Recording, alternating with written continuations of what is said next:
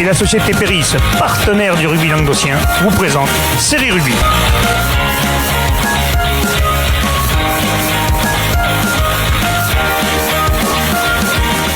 Bonjour mesdames, messieurs, bienvenue à Série Rugby, votre émission sur le rugby amateur de la régionale à la fédérale, avec mon serial chroniqueur. Salut Bubu. Salut Alain. Ça va Ankana? Pleine forme. C'est la dernière. Avant-dernière pour la fédérale. Ouais, après, vu qu'on va faire la finale en direct, je sais pas si on en fera une la semaine prochaine. C'est peut-être pas la peine. Si, on fera celle dont on recevra tous les champions. Celle des champions, celle-là, on la fera, ça c'est sûr. Donc, comme l'année dernière, nous ferons une dernière émission où nous recevrons tous les champions. Le Régional 3, peut-être la Fédérale 3. Déjà, on a l'Excellence. Déjà, il y a la Fédérale 2, la B, il y a Jacou qui sont invités, mais peut-être d'autres. Ben, si, de toute façon, Saverdun ou Servien, c'est chez nous. Hein, ça, donc, ils sont après, peut-être Saverdun, ça fera peut-être un peu loin, mais. Si c'est des bringers, ils s'en foutent. Hein. Ils viendront peut-être. Puis un titre de France en général, tu le fais. Donc, on va parler des résultats qui ont eu lieu ce week-end. Donc, les demi. Les deux demi. Et la finale après de Jacou. On va commencer par les demi-finales. Donc, Servien-Bougeant qui jouait l'UA Vernoise Verte. Ouais, d'accord. L'UA Vernoise. Vernoise, c'est comment on dit. l'UA Vernoise. Victoire 37-15. 37-15, ouais, les joueurs de Servien-Bougeant qui, comme à leur habitude là, sur les phases finales, sont montés crescendo. En première mi-temps, Camacho a été précieux au pied, il a sanctionné à chaque fois les fautes des Périgourdans. Ils ont même inscrit un essai par Dorian Liranzo pour mener 14-3 à la mi-temps. En plus de ça, juste avant la mi-temps, il y a un petit fait de jeu où l'entraîneur de l'UA Vernoise, j'ai vu qu'il avait pris un rouge. Thierry Labrousse, ouais, un peu contesté, un peu trop virulemment les décisions de l'arbitre auprès du délégué. Et le délégué lui a demandé de se calmer une fois, deux fois, ça lui a pas plu et carton rouge. Donc du coup, obligation pour Vert de sortir un joueur, un second de ligne, costaud. C'est un choix judicieux, ça. Ils ont joué à 14, mais bon, quand même, Servien-Bougeant n'a jamais vraiment été inquiété. Ils avaient vraiment la main sur. De toute façon, quand tu vois le score 37-15, il n'y a pas un point d'écart, donc c'est pas le cas avec le 15e joueur qui va changer le Ils ont inscrit encore un essai par Keria Marc à la 54e minute. Quentin Camacho, qui fait des phases finales du feu de Dieu, là, a inscrit un dernier essai à la 76e. Plus 22 points au pied. Il a inscrit 27 sur 37 points. Ouais. Il a fait un bon match.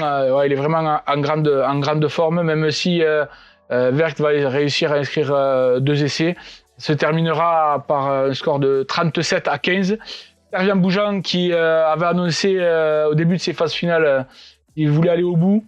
Ils y sont. Maintenant, il reste une dernière marche. Attention, il y a Saverdun. Il y a quand même cette équipe ariégeoise de Saverdun. Il s'est imposé face à un autre prétendant. Mais justement, on va le dire, Saverdun qui jouait Villeneuve-sur-Lot. Villeneuve-sur-Lot qui était quand même annoncé comme un favori. Et Villeneuve-sur-Lot aussi, un peu comme Servien-Bougeant, je suivais un peu leur parcours à distance et après chaque match, ils disaient que l'objectif c'était d'aller en finale, depuis le début. Et là, ils se sont fait surprendre par cette équipe de Saverdun qui va réussir à passer devant par 2 essais. Un à la 80e et un à la 87e. Ouf. Donc là, attention, Servien-Bougeant est prévenu, ça joue jusqu'au bout. En quart de finale, Saverdun également avait inscrit 3 essais dans les 15 dernières minutes pour passer devant. Donc attention, si vous devez, c'est vous leur filez beaucoup de points et vous n'avez pas de chance d'être pris ou vous prenez le risque de... Là, il faudra jouer jusqu'à la 80e. Ils ont peut-être un banc qui est bon alors. Saverdun, parce que quand les remplaçants doivent rentrer, ça doit faire du bien. Villeneuve-sur-Lot qui avait inscrit 2 essais un essai en première minute assez rapidement. Des points au pied, en première mi-temps, pardon. Ouais. Il menait 13-3 à la mi-temps. 13-3, le score qui ne va plus bouger jusqu'à la 80e minute de jeu.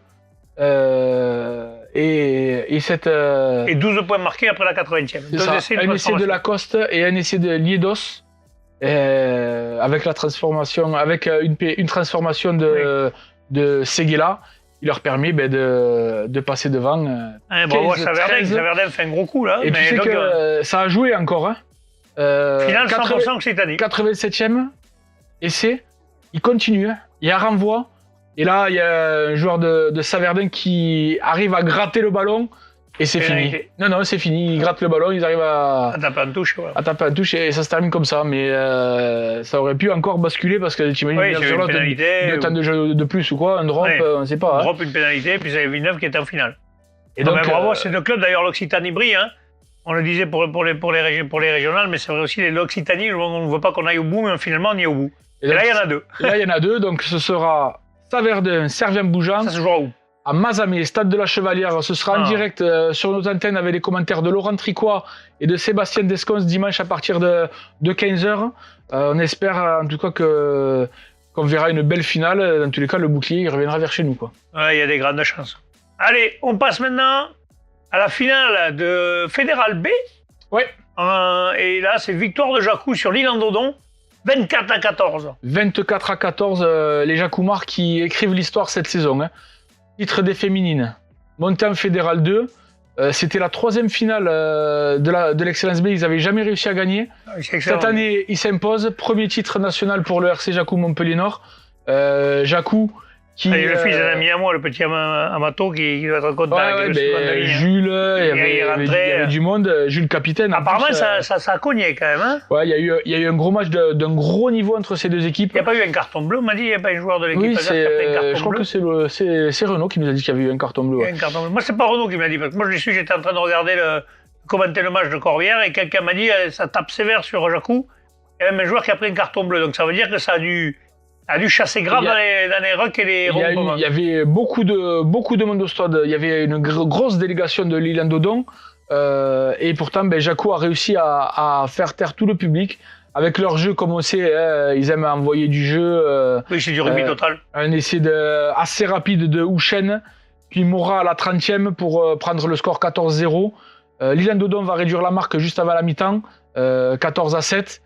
Mais à seconde période, à l'heure de jeu, Fabreau va inscrire un second essai pour donner un peu d'air à Jacou.